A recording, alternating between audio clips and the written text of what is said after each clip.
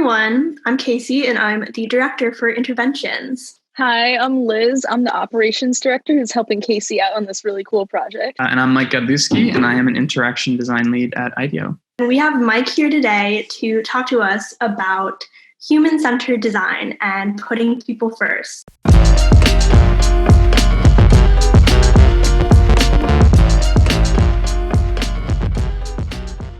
So we were wondering if you could start by telling us what is human-centered design? How would you describe it? What's it mean? Why is it important?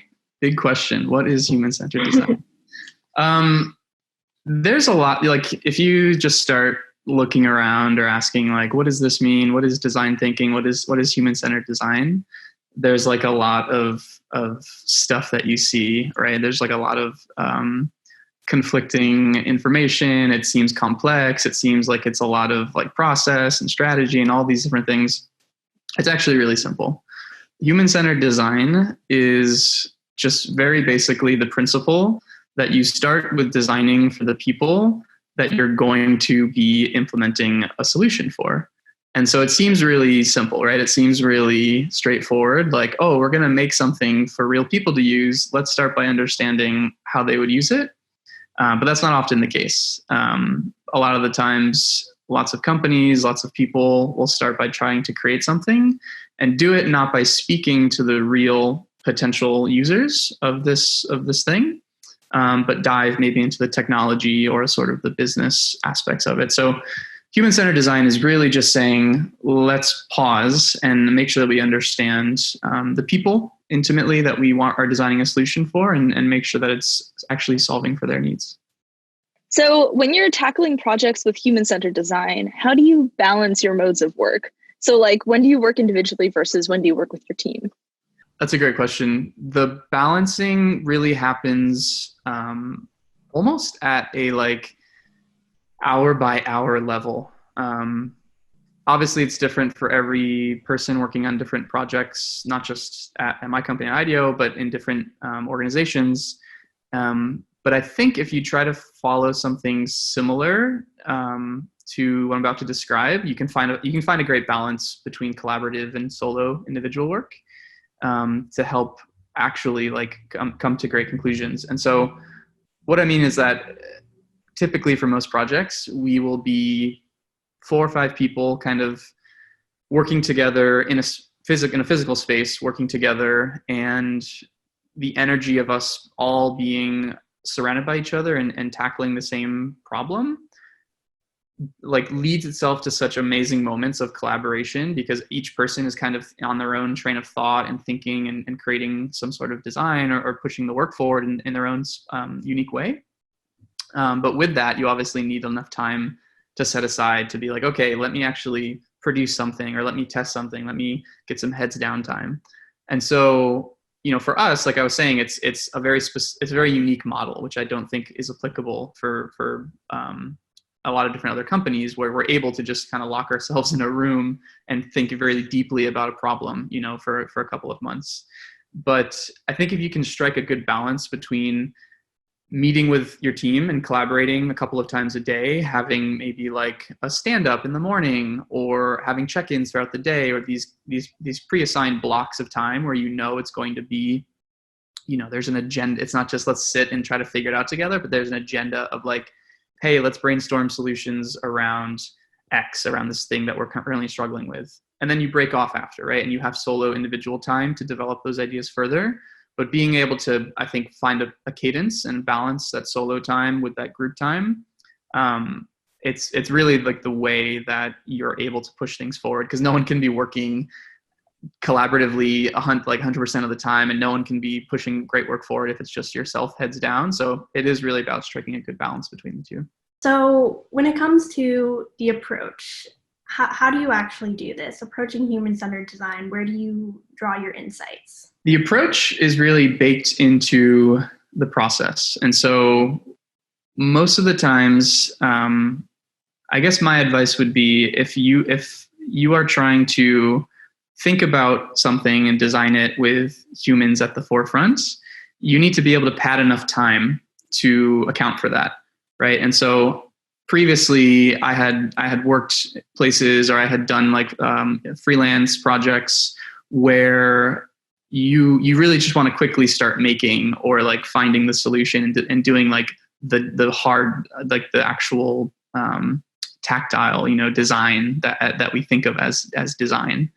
But really, if you don't give yourself enough time and you don't set aside an opportunity and a space to conduct research and to immerse yourself in the problem and to be able to understand it really in a deep way, you're not really going to be arriving right at these really uplifting and inspiring examples. And truly what human-centered design hinges on is that idea that you are not just looking at someone from the outside and saying like, oh, I can see this person struggles with this, so we're going to just put a Band-Aid and try to fix that. Or, oh, I understand what that person just told me they wanted, so I'm going to build that thing.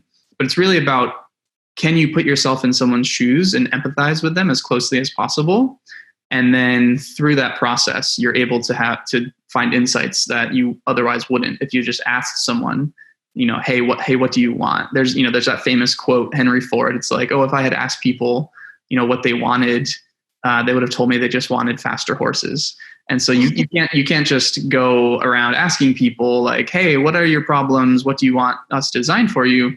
You really have to kind of learn from them, but then also try to immerse yourself individually and become almost an advocate, right? And be someone that's walking in the shoes of someone that's struggling or working with the kind of space that you're trying to design for. So it really hinges on this idea that if you want to practice human-centered design, as close as you can put yourself in the person's shoes that you're going to be designing for, like that's the way that you'll have the best possible outcome. So how do you draw insight from your own expertise? I think, well, from an individual point of view, you are relying on a set of things that you already know as truths.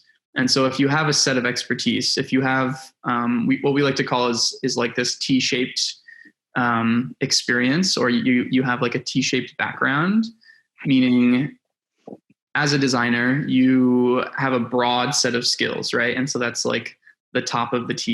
You can go all the way from conducting user research or doing very early level strategy and things like that, all the way through a process to like implementation or testing or launching something. And that entire breadth of experience is the top of the T.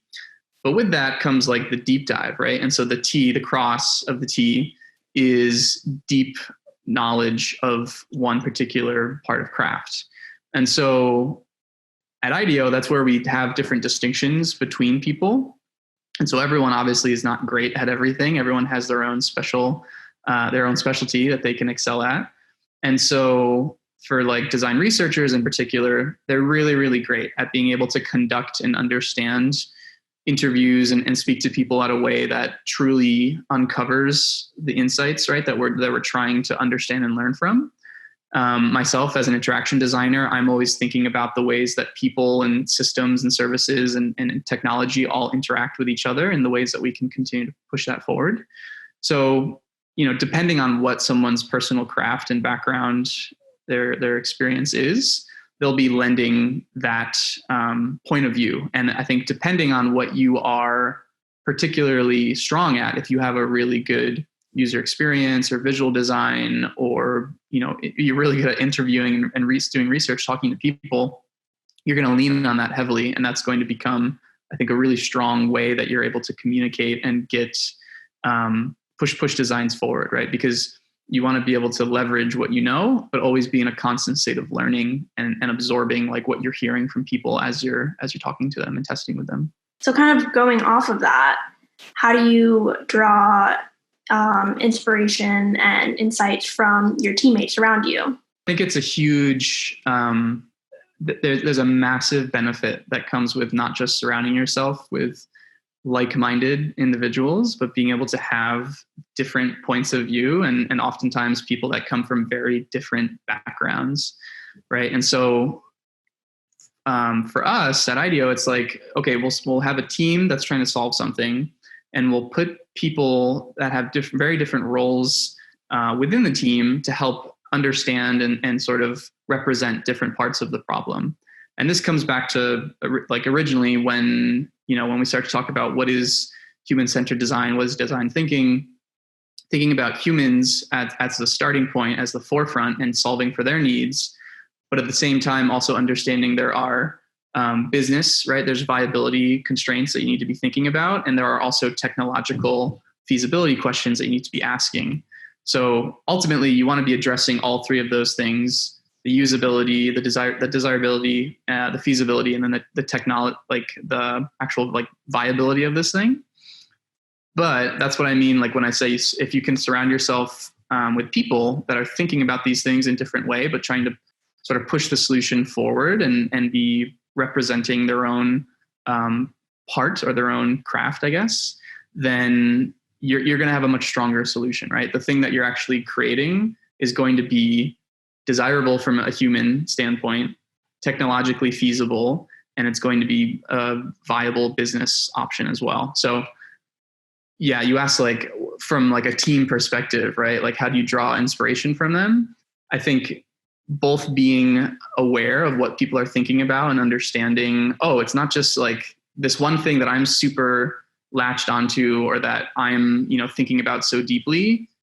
My teammate or my person that I'm working with is like completely in a different headspace. They're thinking about a much different challenge, but still related to this problem. And so it's finding an alignment and finding a way to have like parallel tracks of thinking can lead to some really amazing like aha moments where you're like, oh, together, we're so much stronger designing something. If you're going to be figuring out how this will work from a business perspective, I'll figure out how it works from a user perspective. Those collaboration moments with teammates, they just like strengthen, I think, like an idea all the way to its core of like why it's not just how it's successful, but truly like why it'll be successful. So how do you learn from real world feedback? So this is sort of like the crux of human-centered design. When you think about testing something or creating a prototype and putting it out into the world, you can think about sort of this old-fashioned model where you spend weeks and weeks, if not months or years, sort of silently stealth mode, building something out, right? Creating it in a vacuum, in a little bubble. Really smart minds, a lot of amazing talent, people putting all they can into this idea or this product or this solution, building it out, and then maybe launching a prototype or launching the first version of it out into the world.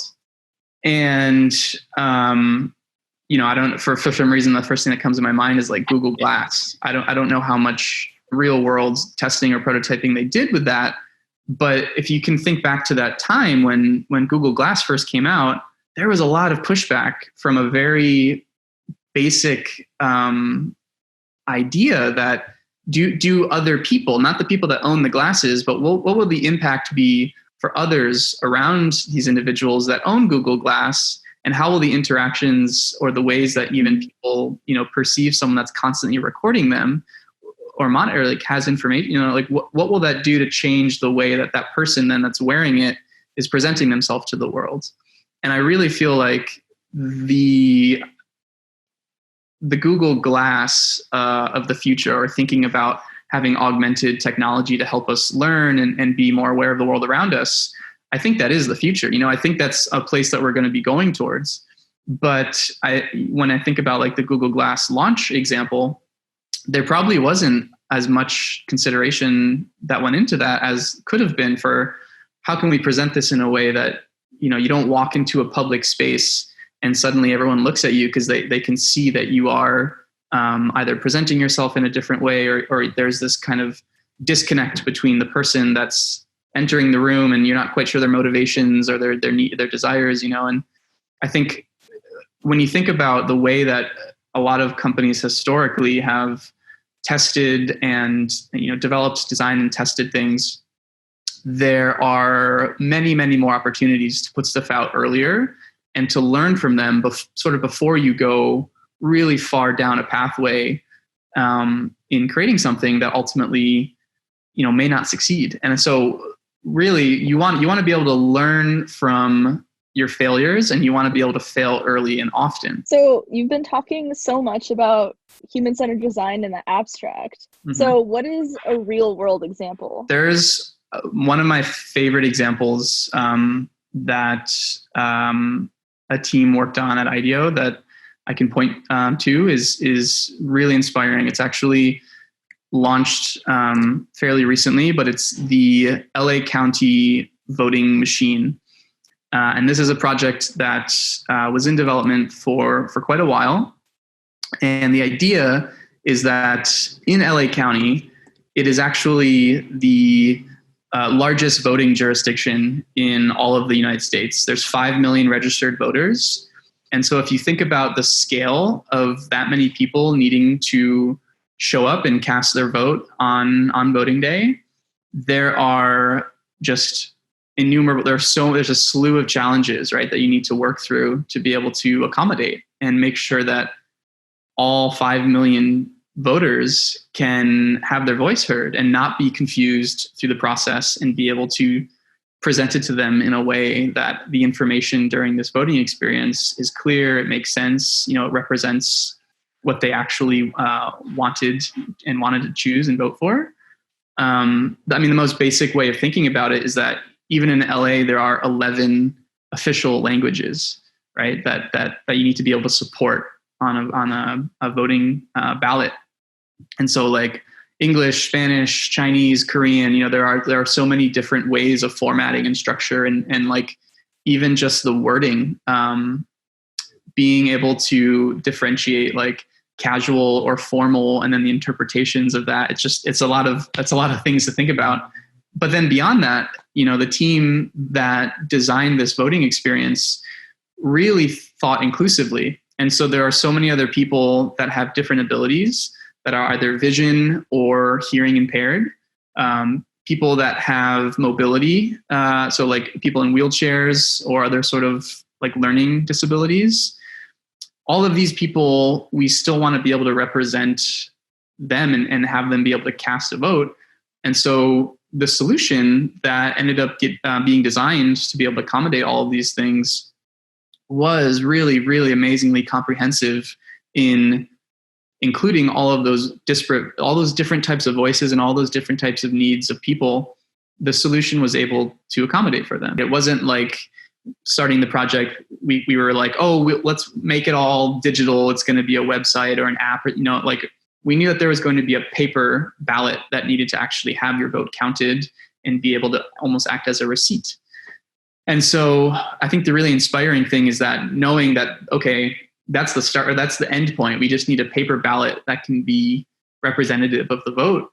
But the experience, the actual wraparound that you then put everything from a user perspective, so that's the easiest way to then have an output or an outcome of this paper ballot.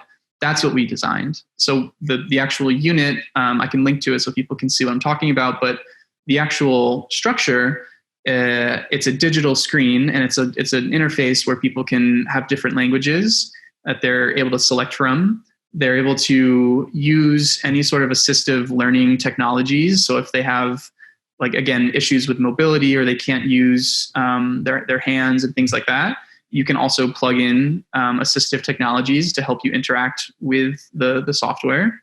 I think that project was truly taking a very, very out-of-date system of like penciling in a little circle of which there are like 1,000 choices on a sheet. And it's really hard for someone that's 75-year-old with issues gripping a pencil and they can't read quite right. And, like all of these issues that you run into, thinking about and being able to solve for them in a way that helps them kind of have their voice heard, I think was really inspirational. So within all this, what would you say are like the biggest challenges to human-centered design?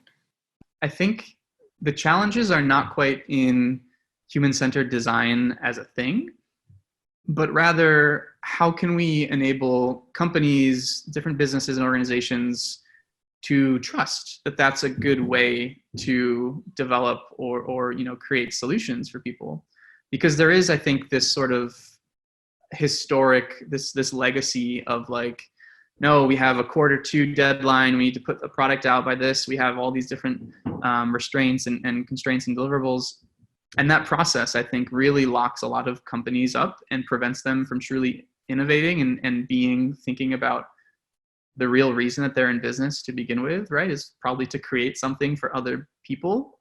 And so it's kind of hilarious sometimes, some companies are just unable to think in this way. And I think that's really the biggest hurdle for practicing human-centered design is just, can we effectively communicate and find ways, to allow leadership at companies, but then also people that are coming in and maybe they are the people that need to be the stewards of this process. Maybe at a company that doesn't practice human-centered design, there are ways to start cracking away and being able to institute, more research up front or more iterative testing throughout. And so I think truly that is the challenge. It's not quite so much what's unsuccessful about it. It's more about how can you alter the practice or the process of human-centered design so that it works for your situation, right? So that it works for the company and the means that you're working within. And if you can find a way for that to work, I think, following red tape or being able to navigate whatever sort of hierarchy and structure, you're going to be creating something that's like leaps and bounds better than you could. Because if you can just put it in front of people, right, you're going to learn from them much more than just like you were saying with the Silicon Valley, just like the same part of people around you being like, oh yeah, that's a great idea. Yeah, let's keep doing that. You're only going to get a lot of yes men all the time. And I think if you can actually put it in front of people, let's learn from it that way. Is there any advice you'd want to give to up and coming designers? Like, what's the most important thing that they should remember about designing for people first? Yeah, I mean, it honestly, it just comes down to empathy.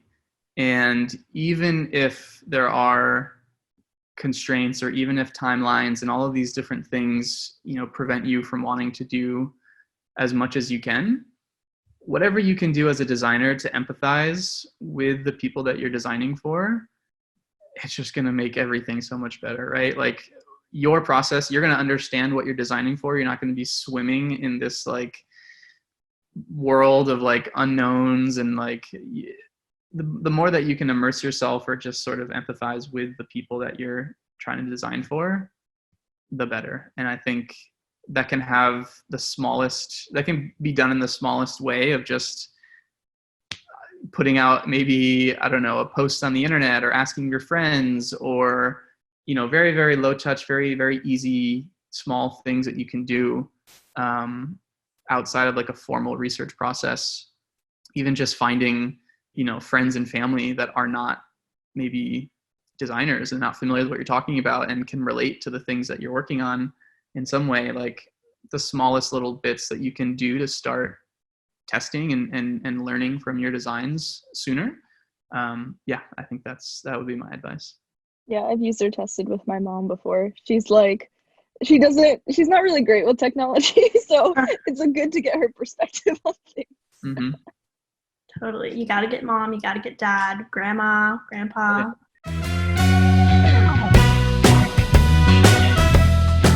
So this one is just called the 5-second rule. So I stole this from Ellen DeGeneres.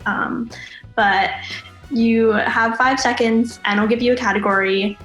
They're design related categories and you just have to name 3 things within that category. Okay. Within the time limit. And we'll edit a little timer onto the screen. So, but just we'll count. Yeah, over there. Okay. Yeah, Liz, you can count. First category is software programs used for design. Go. Figma, Sketch, and as much as I hate to say it, Google Slides. What? Google Slides, really? That's kind of crazy. Wait, what do you do on Google Slides? Oh boy, what don't you do? I think, it's a great tool to design in a very quick and collaborative way. So if people don't have like tools like Figma or things to collaborate, like Google Slides is a lot more accessible for a lot more people. So if you need to involve designers that maybe aren't digital or product focused or something, most people have a Gmail account and can access Google Slides. So it's actually pretty incredible if you can start to even have basic low fidelity sort of things on a screen and get other people to work on them with you. That's really interesting. I love Google Slides. I'm a big fan. Ready font names or font families. Go.